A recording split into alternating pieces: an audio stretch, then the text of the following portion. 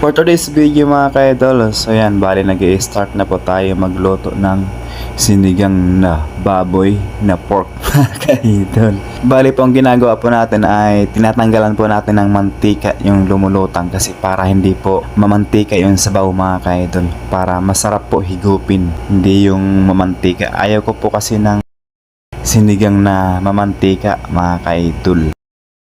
Kaya ito po ang ginagawa ko, todo tanggal po tayo ng mantika sa ibabaw po ng sabaw. Kasi yan, lumulutang po talaga sa sabaw yung mantika ng baboy, makolesterol po kasi yan eh. So yan, bali maglalagay na po tayo ng sibuyas at saka kamatis para lalong lumasa po yung sabaw po ng sinigang po natin mga ka-idol. Bali maglalagay na rin po tayo ng crack na paminta. Pakalagay po ng paminta natin mga ka-idol, bali tatakpan na lang po muna natin para lalo pang lumambot po yung karne po ng baboy or pork. Ito ipapakita ko na po sa inyo yung talong at saka okra, sili at saka yung kangkong mga ka-idol, yung panglagay po natin sa sinigang pork na baboy.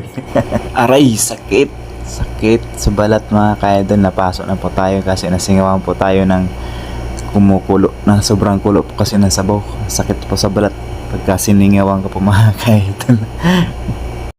Ayan na nga po, medyo malambot na po yung karne po natin mga ka-idol. Bali lalagay na po natin yung siyempre yung gulay para lumambot na rin po. Bali isusunod na lang po natin maya maya lang po yung kangkong mga ka-idol.